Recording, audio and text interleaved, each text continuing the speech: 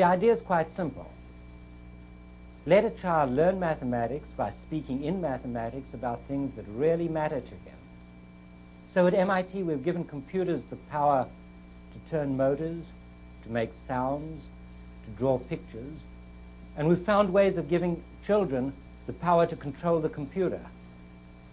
So the child can make the computer do anything that he can describe in a suitable mathematical language by typing on a keyboard like this.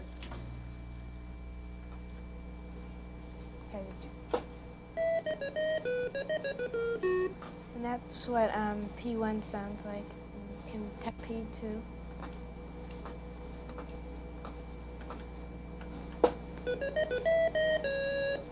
That's P2 and P3.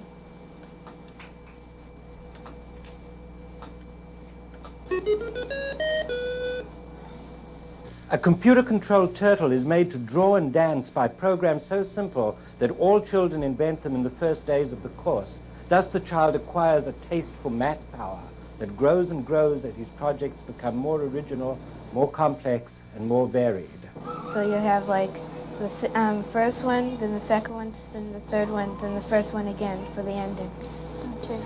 Now they'll put their little tunes together to make a bigger one.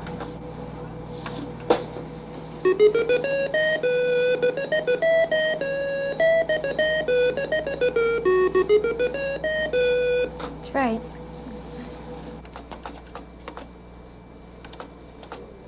Now I'm telling it to do it.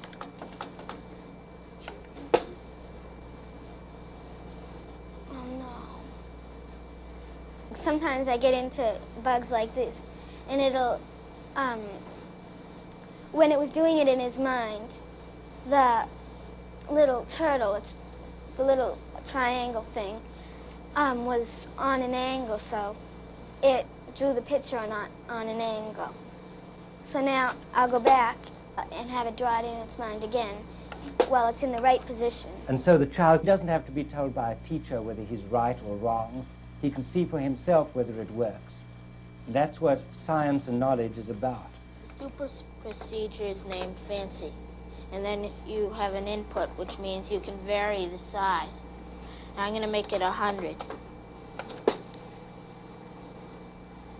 Right now it's doing a procedure called top. And each one of those little fins is called fin. And that's another sub-procedure in top. Now it's doing inside. There are identifiable techniques for working on a problem. One of these is known by these children as writing procedures as sub-procedures. Inside and top are the two main sub-procedures.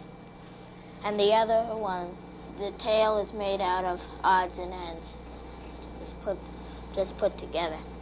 The technique's really well known. Subdivide the problem, split the difficulties, make a procedure out of sub-procedures, make a whole out of parts, understand each separately. Everybody knows that, but they don't do it. Now it's moving across the screen the way I told you it did it before. But this time, this is like the way I taught myself to get it across the screen. It's the first time I had done it.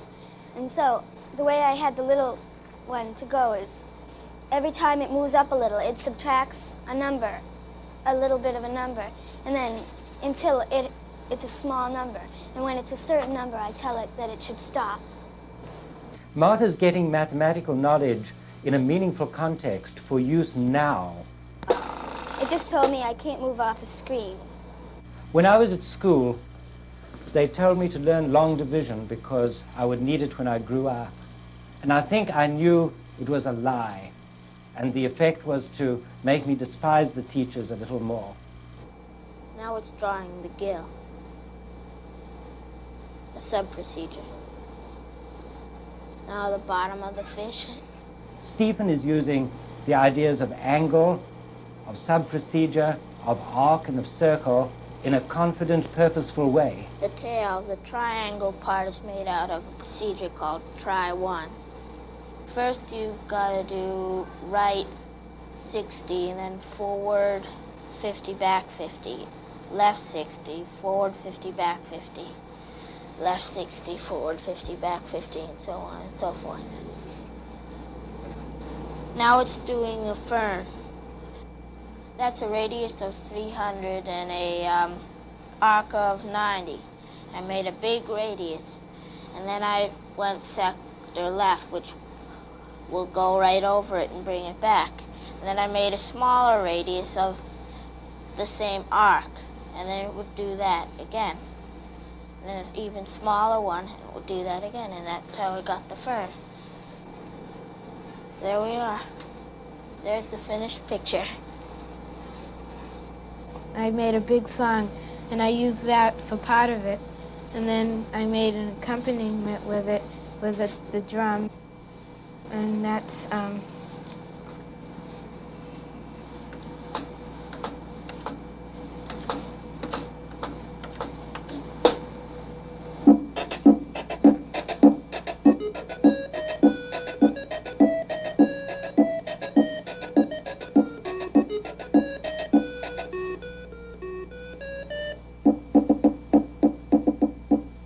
The kids told me that's a squirrel. And I think that was a new mathematical word that was born there that's going to stick. I'd call that real discovery.